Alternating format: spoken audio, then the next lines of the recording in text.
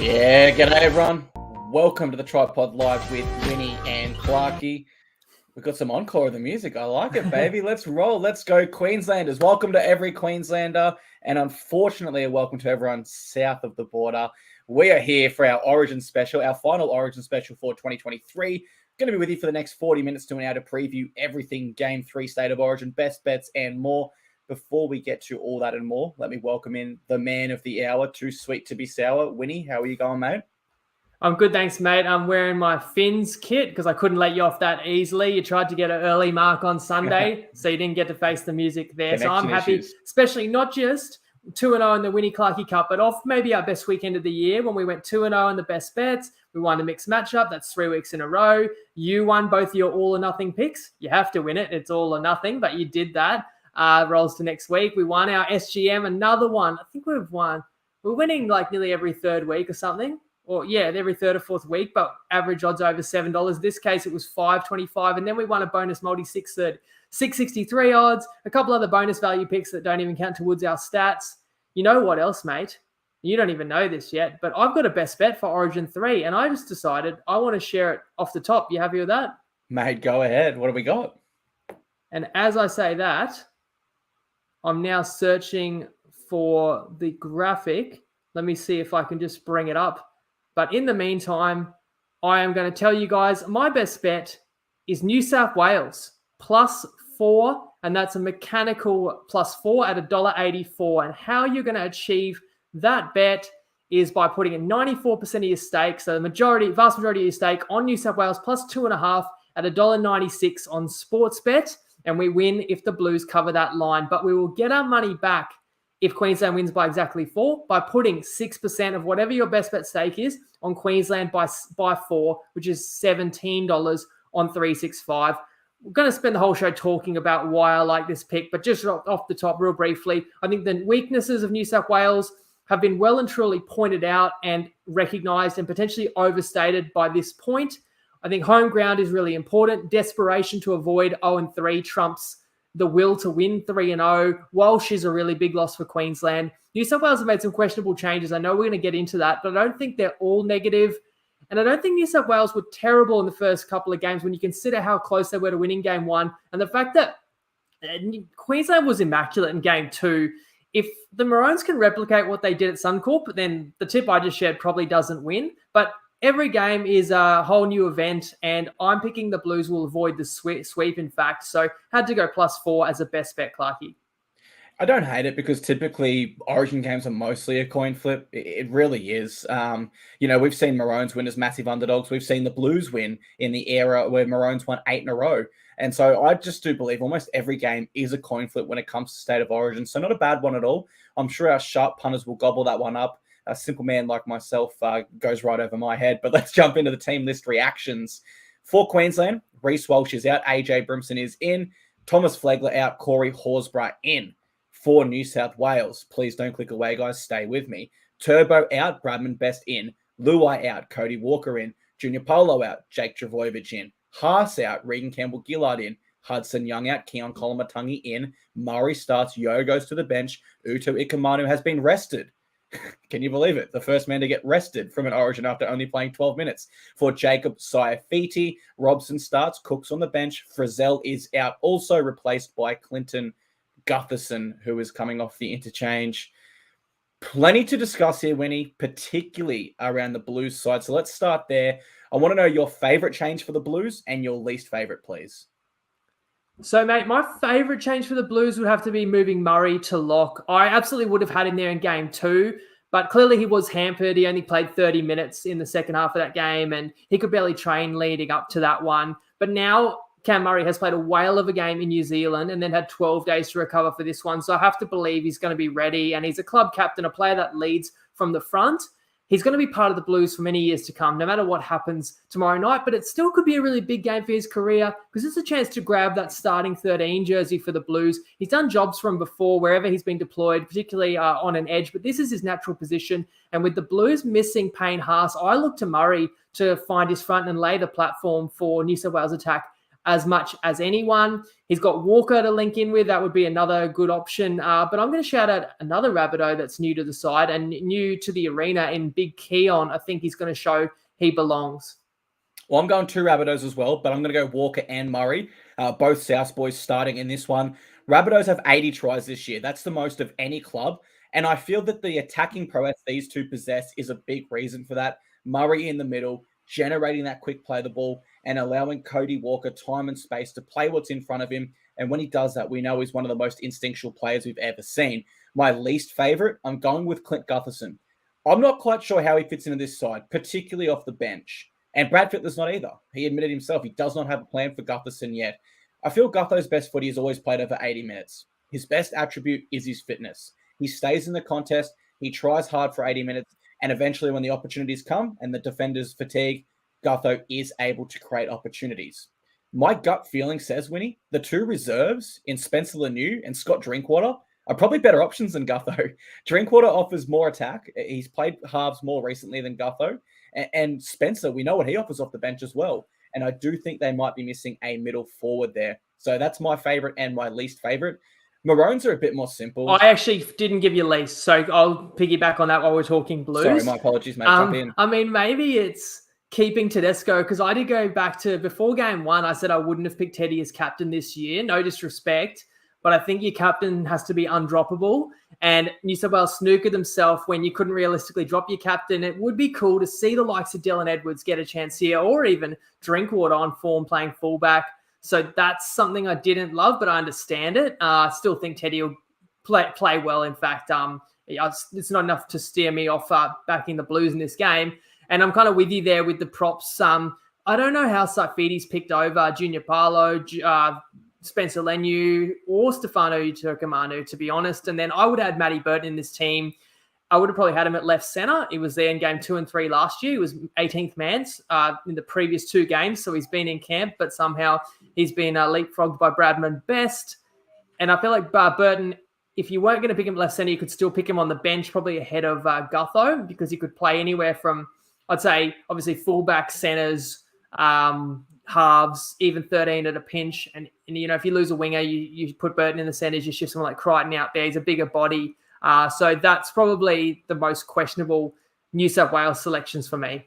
Yeah, I think even Jacob Saifidi, his twin brother Daniel's probably in better form this year, which does make it a bit strange as well. Like literally his twin, genetically the exact same and in better form, makes you wonder.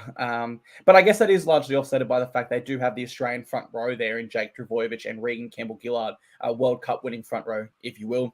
We'll go to the Maroons, a bit more simple and you'd say more logical changes. Their hand wasn't as forced though at the same time as well. So let me ask you more simply in this one, what are you expecting from AJ Brimson in his return to Origin, and what are you expecting from Corey Horsburgh on debut? So this is harsh. I'm not expecting a lot from Brimson. I've always really rated him, and I was one of the first people saying, hey, this Brimson guy's really good. In 2020, I was saying, enough of this Moses and Bai playing in the Queensland backline. Brimson needs to play for Queensland. We're that thin, and Brimson did play for Queensland in 2020. Played a big hand in winning the opening game of that series before he got injured. He's had a few in line in front of him since then.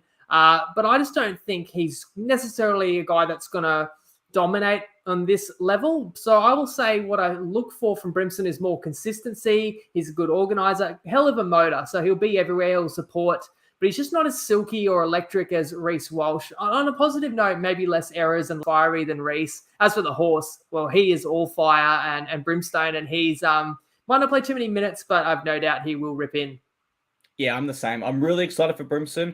I think he doesn't have as much natural talent as Reece Walsh, but he's going to try hard for the full 80 minutes. And I just get the feeling, being in camp with Billy Slater, one of the greatest, if not the greatest fullback of all time in game 2, and now game 3, we're starting to get around a month of solid footy there where he's directly under Billy Slater learning, and that will only make him more and more dangerous as the games go on.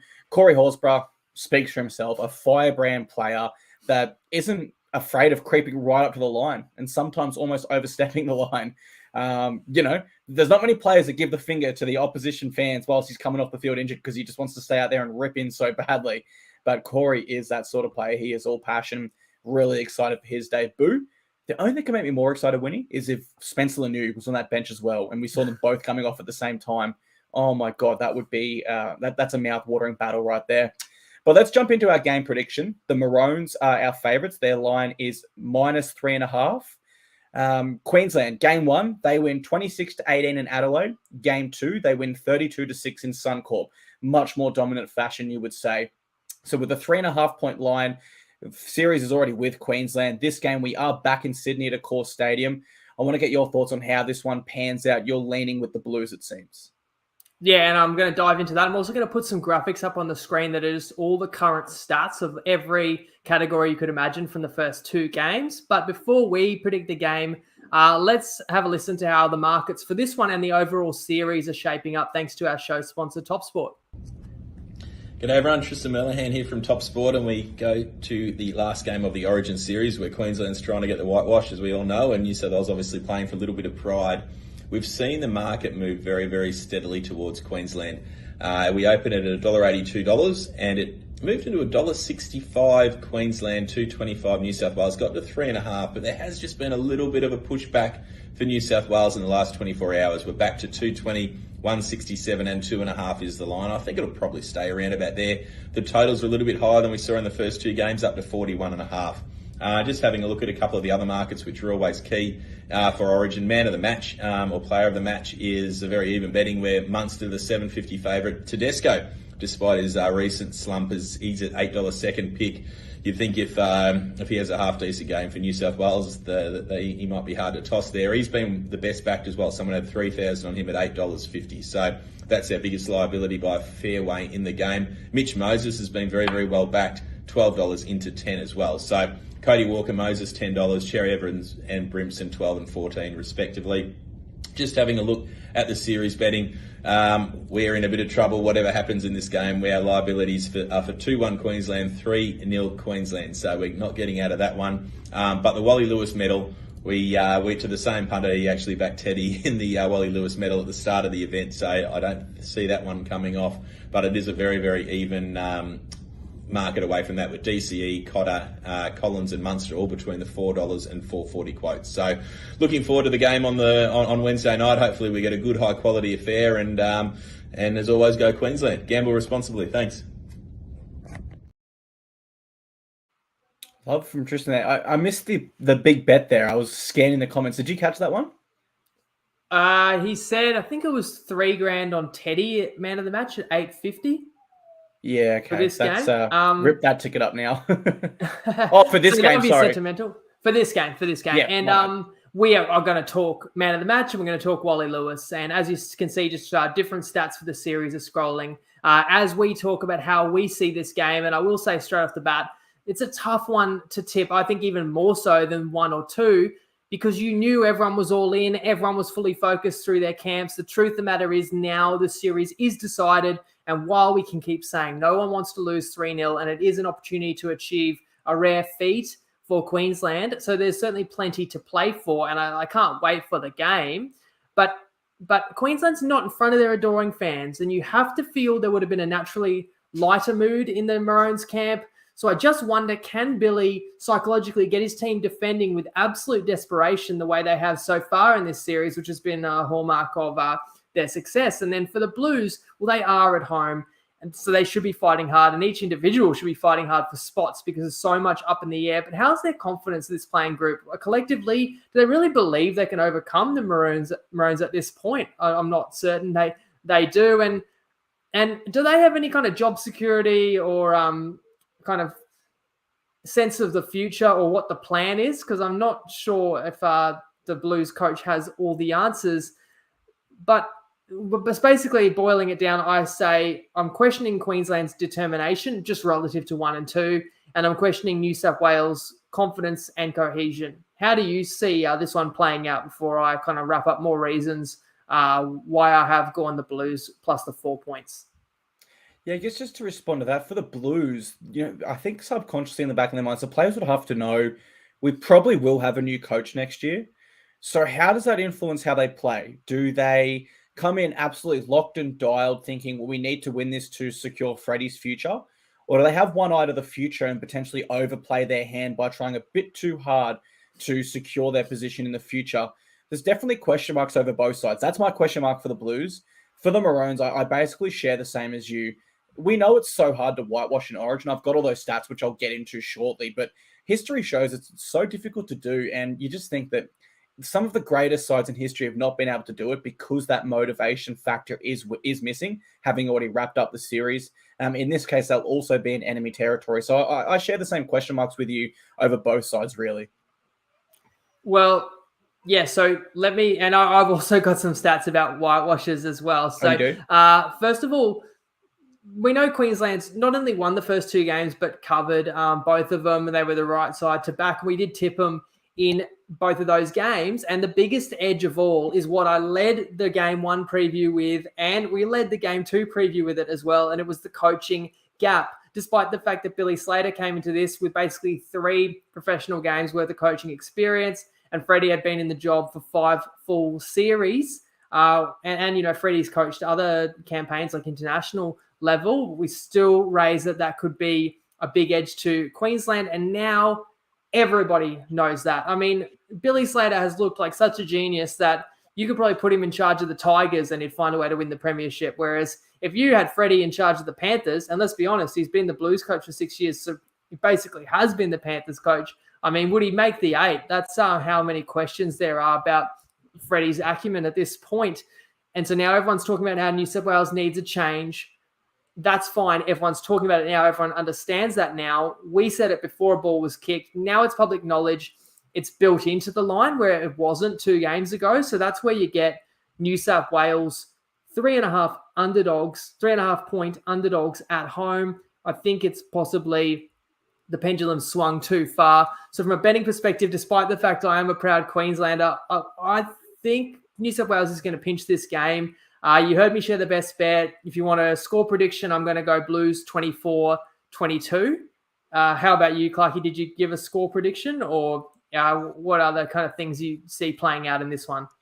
Haven't got an exact score prediction, but I'll tell you what, I'll run through some of my notes, and please feel free to jump at any time because we've both got the same sort of view on the whitewash here. No doubt I expect a high scoring contest from the Blues here. And so from a man of the match perspective, that we'll get to that in a bit, but it does make me lean more towards outside backs and spine players as opposed to forwards when I said I think Queensland will win by close margins. And we saw it was Collins and it was in game 1, it was Cotter, of course. But the question mark is, can this lineup come together and gel quick enough? And can they ice opportunities? Because for the Blues, let's not be mistaken here. We're seeing the stats roll across the screen right now. In every area you want to be winning statistically this year, the Blues are. They just haven't been able to really ice those opportunities. And it's a new halves pairing for them again. So there is a question mark there as to whether that's a positive or a negative. What I don't want to do here, Winnie, is tip New South Wales and then my Maroons win, whitewash, and I feel like a bit of a fraud supporter. But I've got to agree with you. My head here absolutely does go to the Blues. It goes that way because Origin is 41 years old and we've only ever seen 7 whitewashes. So that's a 17% chance of a whitewash throughout history. The Maroons' last whitewash was in 2010 in the midst of their 8-year reign over State of Origin. For the Blues, we go back to 2000. I just think, given it's been over 13 years and the best Origin side of all time could only clean sweep once in a period of 10 years where they won 9 series and dropped 1 shocking series where they were missing Cooper Cronk, their main halfback, I just wonder, can it be done? I just have to have that question mark. Can it actually be done here? Therefore, I am thinking, as unlikely as it sounds, New South Wales get the win here, just going off the Origin history, which is so rich in nature. It's the pinnacle of our game. It's difficult to do. The Blues themselves, they've not shown me anything this series where I'm sitting here and going, yep, I got to tip them. They're good to go here. I think they've got the weaker lineup. I think they've got weaker coaching. And I think we have more informed players as a Queenslander. But I just can't go past the historical stats here, Winnie. The whitewashes are really, really, really tough and rare. Only the greatest sides ever pull it off. This Queensland side could go on to become one of those sides, but you probably can't say they are yet, having only won 2 series in a row. So absolutely, my heart says Queensland. I hope this side can create their own piece of history. But if you want my official tip, I'm going to go the Blues 2-6. I think it'll be higher scoring. I think the Maroons can match the points. But I think the Blues will just find a way to come out on top, whether it's via a try, via a penalty goal. I think they'll find some way to get home. Do you share that same viewpoint in terms of it being super close like that? Yeah, when you say 2-6, that's a winning margin, not a final score, of course. And I said 24-22, so that would be the Blues by 2 points. And just to back up exactly what you said there, I actually noted this isn't a reason that Queensland doesn't win tomorrow. I just find it interesting. It is certainly true, though, how hard it is to achieve a whitewash. And let's actually examine that team that did it 13 years ago. They've got some players, people might recognize some of these names. Billy Slater, Greg Inglis, Israel Folau, Darren Lockyer, John Thurston, Cameron Smith, Matt Scott, Petro Civoniceva, Sam Thaiday, Nate Miles. Like you said it, maybe the greatest Origin team ever when you talk about all those players historically, some of the best ever at their position, if not the best. And you said an 8 year. Well, they did win 8 in a row in that span. And then you said 9 out of 10. Let's not get it twisted. 11 out of 12. It was really said, and I kind of echo your point there. This crop, certainly some of these guys are going to have special careers, but they are not on that level, and history has showed us how good you have to be to whitewash, given how infrequently it has occurred. And maybe I even push back on something else you said there about New South Wales having the weakest squad. I just don't know. I think that Billy's gotten so much more out of his troops than what the Blues have, but I still think on paper New South Wales matches up pretty well. Like, I think Teddy will win the fullback battle, which he has not won in the first 2 games, but I think he outplays Brimson. I think Mitch Moses is going to outplay DCE. I thought Moses actually applied himself pretty well in game 2, just behind a beaten pack and trying to get through basically a brick wall, which was the Maroons' defense. Munster is probably Queensland's best player, but I think Cody Walker, the form he's in, can match him. You could also say Carrigan might be Queensland's best player, but I think Cam Murray can give as good as he gets there. If Damien Cook's ever going to excel at 9, surely it's a game like this with so many key Rabbitohs players in key positions. So I guess you look to the forward pack, which has been outclassed, the Blues have, by the Maroons the first 2 games. I will just factor in the hunger to not be swept, and the home ground for the first time this series could level that battle up as well, allowing the opportunity for the upset here, which is what I've predicted. And I want to roll through the stats quickly of game 2, because the Maroons won 32-6. That's a big margin. Now, they did win completion rate, 84-73%. The Blues still had more runs, more run meters, more post-contact meters, more tackle breaks, which of course means the Maroons had missed more tackles. Every single stat here, they had a higher effective tackle percentage, the same amount of errors, and the Maroons conceded 8 penalties to the Blues too. So a lot did go right for the Blues in game 2 via those stats, but they just didn't ice the opportunities. And that's when, as you say, with Mitchell Moses, I suppose, second game now does have a new halves partner, which could be of some hindrance, but certainly there's a big opportunity that if they can produce those same stats or improve on them and just ice some of the opportunities, the game doesn't kind of get away from them, where they're looking at the scoreboard and it's 24-6 and they're starting to think, well, we're pretty out of this. They can be scoring those tries and keeping that belief throughout. So, yeah, my final prediction, unfortunately, please no one clip this if the Maroons win. It's the Blues to win by a margin of 2-6 points. Anything further, or should we move on to our game MVP and Wally Lewis medalist? No, let's do man of the match next, mate. Perfect. Let me run you through my current Wally Lewis leader medal board. Now, it's still, I believe, correct me if I'm wrong, but it's still awarded as if it's a Dally M medal, where each game you get a 3-2-1, which I don't really like. Well, I believe that's right, but there's more than one voter. As far as I understand, there's multiple people voting 3-2-1, and that does make it more interesting because they wouldn't necessarily all give out the same votes or even necessarily all have picked the same man of the match. Yeah, so it's still the 3-2-1s, but what I think, Winnie, and I don't want to go too far off track, so I'll be very brief here. Every player should get scored out of 10, I believe. It's the pinnacle. We've got to have enough people score every player out of 10, and that way we know at the end who truly was the MVP. And I've got on 3 points, Ruben, Cotter, and DCE. On 2 points, I've got Carrigan and Collins. And on 1 point, I've got Hammer and Walsh. So I'll go further into my pick in a moment, but let me cross over to you for your MVP for this game, and then ultimately your Wally Lewis medalist, please. Yep, so for this game, I'm just going to back up my Blues prediction. I'm going to have 3 shots in at various odds. And in fact, I've got a graphic so people can find these picks as well. Has that one come up? I will quickly search and see if... Awesome. Yeah, I do have it here. So Mitch Moses, who I did say would be a good shot in game 2 if you like the Blues, and I think he was 11s, and now you got the Blues are less of an underdog. So I think at $10, Mitch Moses available, Toppy, Better, and Dabble. In fact, all three of my picks were available at the best odds on Dabble there, so you could copy them off me. I've already backed these, but Moses at $10.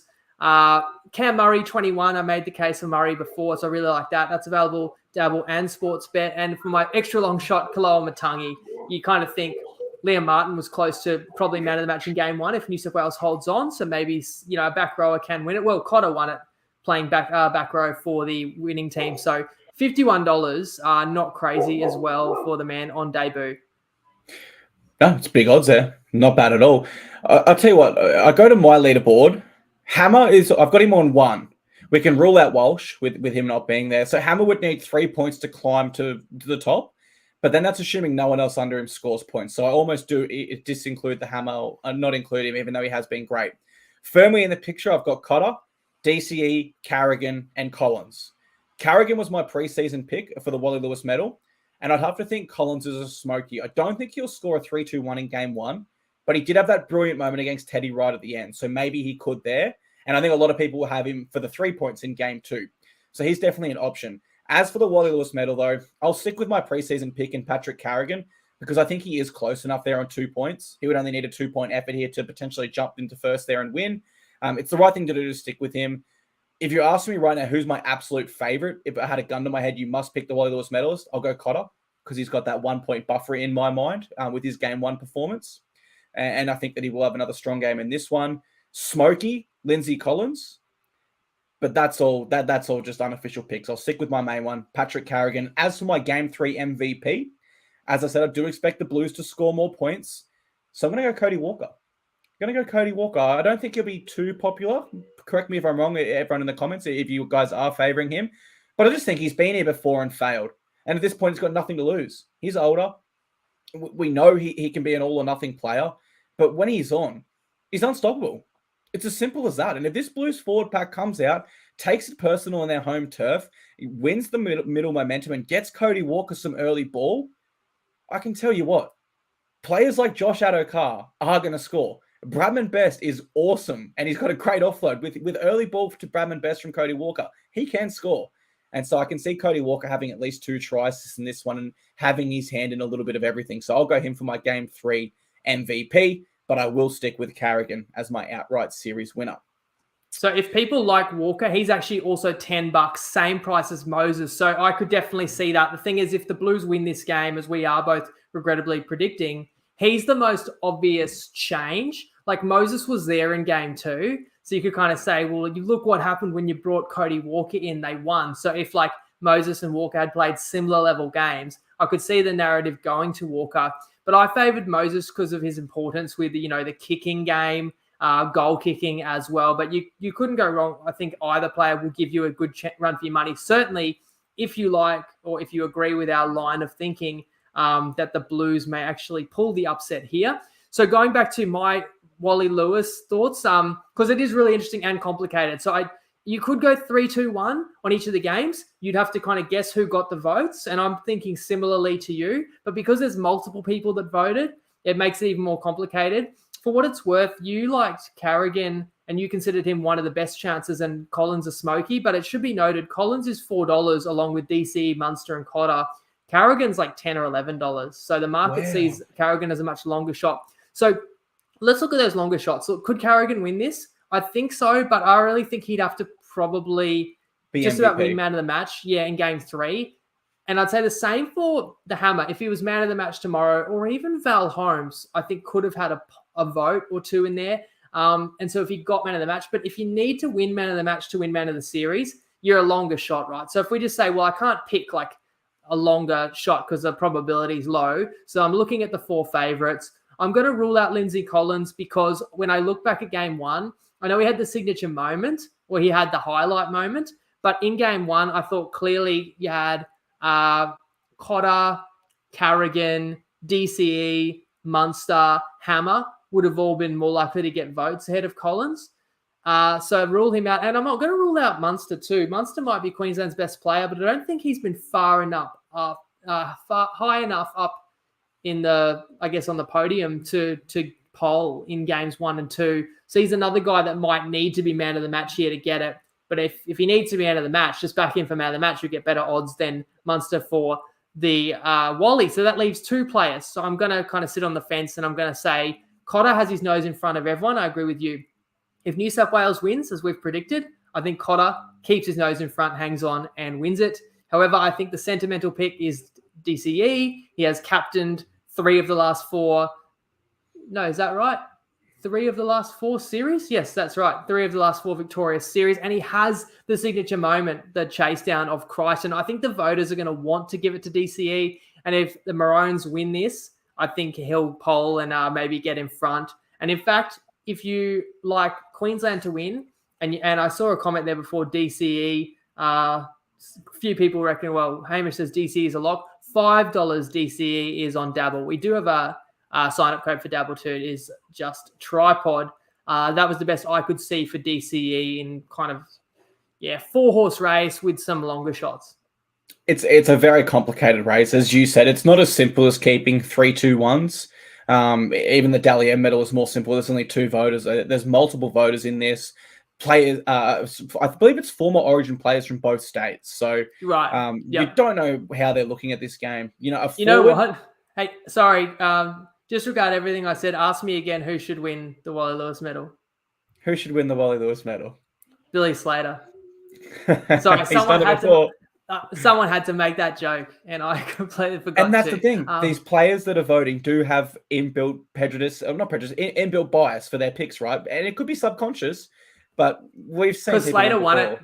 I will actually make the argument that Slater has done more to help the winning team this year, and actually deserves the Wally Lewis medal this year more than when he won it in 2018. And I think Laurie Daly was on the panel, I believe Mal, and it was another Queenslander too. And they bullied Laurie out of that. And I know Freddie was pretty annoyed. And I think everyone was kind of annoyed that Billy was given that. He played 2 games and it was on the losing side. And I know they've revamped the system since then, and they've added more discretionary measures where if it's even close, they can come together and discuss who they think is the right pick. And those are the kind of measures that I think tilts it into DCE's favour potentially. That Billy Slater pick is up there with the all-time bad ones, like David Warner for that in his last Test cricket series here in Australia. Scored 1-200, but horrible outside of that, somehow wins it. It was the same for Billy. He won 1 game that series, and Tedesco, the opposition fullback, was better than him every single area statistically.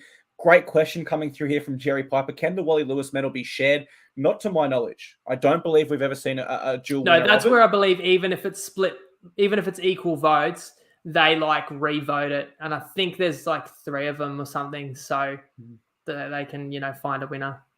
I go back to the 2021 series for that one with Turbo and Latrell. You couldn't split them. They were both so dominant. I had Latrell slightly ahead. I remember posting on my page that he's won the medal by my count. Moments later, Tom gets announced and everyone's calling me an idiot. But it was that close that, you just never know. But let's jump into some try scorers. Everyone always loves the try scorers. Always great options for same-game multis, outright bets, whatever you like there. I'm going to have 2 try scorers again. I had 2 try scorers for the rest of the series. I'm going to go again here. For Queensland, going to go Hammerside Tabuai-Fidow. I think there'll be more points in this game. And if I think there's more points, how could I not go the man who is leading this series in tries so far and has scored in both of his other games? Hammer has really come into his own as an Origin player. You think of the last few series, if we went back to 2021, 2022, if I told you he was marking up against Tom Trbojevic and he was going to be better than Tom, you'd laugh at me, and rightfully so. But he is just on fire recently, so I'm going to offer him as my Queensland try scorer. I went Holmes last game. I'm going back to the other centre, the Hammer. I love him there. As for the Blues, got to go Josh Adokar. I know I tipped him last game and he didn't get the chockies for us, guys, but undoubtedly he will be more dangerous with Cody Walker on his edge. How do I know he'll be more dangerous? Well, the usual winger that plays outside of Cody Walker is currently the 4th all-time NRL leading try scorer in Alex Johnston with 180 tries. That's how I know Adokar is going to be very dangerous. Great finisher, very fast in case he does get that early ball from Cody, and just an all-round quality winger there who requires just one more try to make New South Wales Blues history and become the equal first all-time New South Wales Blues try scorer. You don't need much more motivation with Cody Walker playing inside you there. So they're my 2 try scorers. Winnie, I want to ask, do you feel strongly about either of those picks or potentially any other try scorers? I really like each of your picks, one for each state. So what we've done most pods this year is gotten top of the market prices on some anytime try scorers. That's what we did in game 1 and 2. But I kind of felt it was a bit too scattergun approach where we had multiple players that you picked for a try. Then I came up with multiple same game multis and they had different players for a try. So I've kind of combined what you like with how I see the games, still come up with an option for both states. And I've actually built your try scorer tips into my same game multis. And remember, we're hot off winning our same game multi just a round just gone. But before I do share those same gamers, we do have another try scorer tip from a man who's it's his area of expertise, and he looks at it from a statistical perspective. That is Nicole from Wiki. Hey everyone, it's Nicole from Wiki. Absolutely pumped for State of Origin tomorrow. Went Nano last time, anytime try score, and that got up for us. This time I'm going David Fafita at $4 on BetR. If you Google Wiki Linktree, guys, this odds comparison all in front of you has 11 different bookies, 5 different try score markets. You can find the best price. And our Punters preview, my Origin preview article and podcast is also there. Just Google Wiki Linktree, you'll find it all there. And I also love Val Holmes against Bradman Best, but the value pick, David Fafita, $4 on BetR. Cool. Looked like he was traveling there. A bit of a travel pillow behind him. We saw his efforts at the start in game 2 when Jeremiah Nanai scored right after the pie eating contest with Mark Carroll. But as Nicole said there, the odds comparison tool, it's powerful, guys. It's on the website there. Compare your odds of what bookies are offering for each try scorer. AI and data, it's a bit of a new and emerging space, but Wiki have been doing it for years, so definitely make sure you check them out. And over to you, Winnie. What have you got? He likes Fafita. So my question, I wonder, will Fafita join Tino at the Bulldogs next year, or is he going to the Raiders? Is he going to the Dragons? We don't know. We could spend another pod answering those questions. I'm sure it has been deep dived on the Titans Frontline podcast if people want to hear about how some diehard Titans feel about the contract sagas. I've got some SGMs to share here. Is this another one where my graphics have just disappeared? I think I've got it here, right? I think they're both going to come up on the screen at the same time. So Clarkey already told you we like Addo Carr for the Blues, and they are my pick in this game. So I'm going 1 to 12 because I don't think they'll win big. This same game multi, you could just build yourself on Top Sport. So $7.96, but they are going to hold that price for just another 15 minutes. After that, the price can move with the market. And if a lot of people are getting on that and the liability is building, then the price may not stay the way it is. So if you like Addo Carr into Blues 1 to 12, like basically $8 is pretty juicy. But if you can't back anyone other than the Maroons and you've been winning, if you've been backing them the first 2 games, then the Hammer, he's just in that kind of form where he's always near the action. He's a threat to get in behind the line from any kick or support a break or make one himself and make people who are trying to tackle him look foolish. So can't fault your pick there either, Clarkey. And if the Maroons win, then I'll also go 1 to 12 because I do think New South Wales will take this game down to the wire. And I think we get a really entertaining Origin tomorrow night. I mean, you could even back both of these. I've given out an option for both states in each of the pods so far. And, we count both on our record, even though they can't both win. But no matter what, we think it's a good value bet. We endorse both of them as a good shot. I'd be tempted to have an each-way bet. I think it'll be a 1 to 12 game. If you're going to tell me the try scorer that you're picking for the Blues is the second all-time leading try scorer playing outside Walker, I love it. And if you're going to tell me you're going to pick the leading try scorer of this series for the Maroons, I love it as well. So, and just the $7 odds as well. I think that's great value for both of them realistically. Close game, leads that it should be a 1 to 12 game on form. We're adding in great try scorer picks there. Sometimes to get $7 odds for same game multis, you've got to build some silly legs in there. Halftime, full-time, multiple try scorers, all sorts of weird stuff. We're keeping it nice and simple for you guys. Our sign-up code for Top Sport is TP Live, and our better sign-up link is in the show description now if you guys want to jump on both of them. Winnie has cooked those up, but whether you are with us live now or listening as a podcast, the information they're about to give is in the description. For free and confidential support, call the number on screen or visit the website. That information is also in the description if you are listening as a podcast. Before jumping on any bookie, guys, please stop and think, is this a bet you really want to place? We endorse responsible gambling here, and they are our same-game multis, mate. Should be a great Origin series. That pretty much leads us to the end of our show. I'm pretty sure, Winnie. We've gone through our try scorers, our Wally Lewis medalist. What more could the viewers want? It's been a great show, mate. Thank you very much to all our viewers for being here with us for our final Origin special. We'll be back Thursday, 6:30 p.m. with our Round 20 NRL preview. But enjoy your Origin footy, guys. Enjoy the rest of your week. And one last time, thank you very much for being here with us. Yeah, it's a funny one when I tip New South Wales. I actually don't enjoy those Origins as much because I do feel a bit conflicted. But I have to call it how I see it, guys. And you take our advice and factor that into whatever plays you make. And maybe some people don't even need to punt on Origin because it's that exciting on its own. But however it is, we really hope you guys all enjoy the game. And we'll be back in just under 48 hours now to preview round 20. But enjoy your week until then, guys. Thanks for tuning in. And of course, Lego!